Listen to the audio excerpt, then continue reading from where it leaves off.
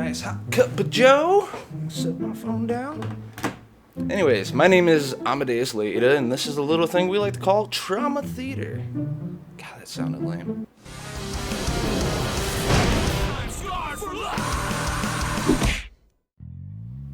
Today I'm going to be telling you a story. It's a true story. I'm going to keep the names of the people kind of, low-key. I'm going to make up some names and whatnot just to kind of keep their image safe. Truth be told, growing up, I was a Hoosier, man, and the people that don't know what a Hoosier is, imagine trailer park trash living in a house. That's basically it. We grew up, parents drinking together on the front porch, yelling at thunderstorms as tornadoes are fucking blowing by and shit.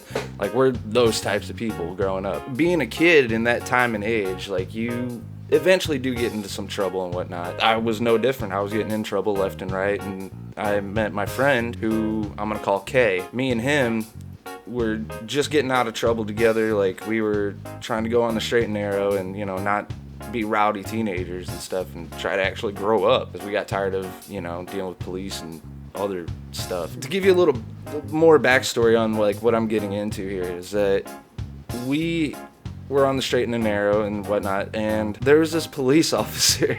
He ran into us, I want to say, like 3 times in 1 week. Us being literal victim of circumstance. Like, just wrong place, wrong time. He saw that the first 2 times.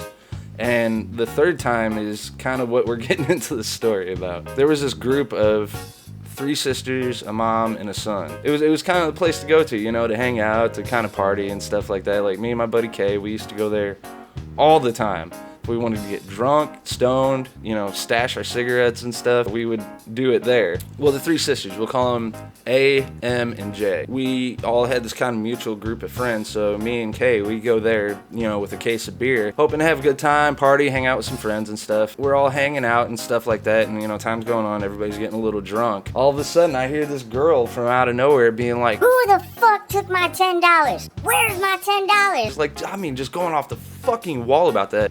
Back then, $10 was quite a bit of money, especially when you weren't working, you was a kid. It's kind of like an unspoken rule. You don't leave your fucking purse out when you're at a house party, because then you're just asking to get your shit stolen, especially like if you're partying where we were. Hoosier Town, USA, She finds out who stole her money, and it was this dude, we'll call him C. She's, yelling at him, berating him, had him backed up in the corner, and then she makes the move to just slap him. And I'm like, oh, fuck. And I look at Kay, and Kay looks at me, and we're just kind of shaking our head like, no, it's about to go down. She slaps him like good 20 times, and this dude just cocks back and bow!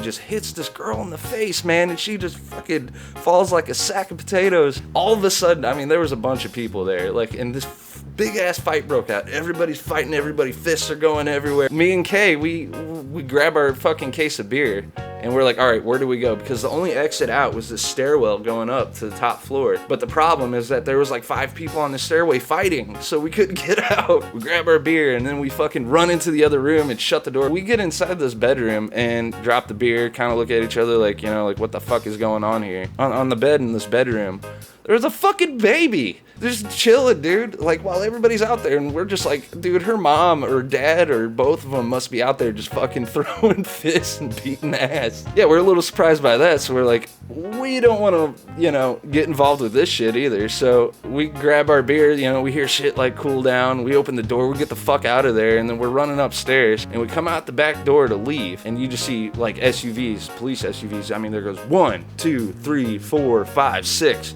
And we're like, holy shit, stuff is going down. Someone called the police. We're like, okay, fuck it. We're going to book it. We're going to get the hell out of here, because we had nothing to do with this, and we ain't going to have anything to do with this. And we're getting ready to fucking run. And then all of a sudden, here comes 2 cops from the side of the house. And then another 2 cops hopping fences. They had a bunch of red dots all over our chest, being like, "Get on the fucking ground before you get tanked." And I'm like, what the fuck does that even mean? I ain't gonna argue with it. I just dropped my shit, got on the ground, and, we're getting cuffed up and stuff, and we're like, dude, like, we had nothing to do with it. And they're like, yeah, sure, whatever. Everybody gets brought out in fucking handcuffs, and the cops are questioning everybody. Everybody said that we had nothing to do with it. And then here comes Mr. Police Officer from earlier in the video. He comes up, he's like, man, I know these guys. They don't, really get in trouble or anything like that. Like, cut them loose. They cut me and Kay loose. We're getting ready to walk to the car. As we're walking to the car, this cop comes up, he's like, where are you guys going? We're like, well, we're leaving.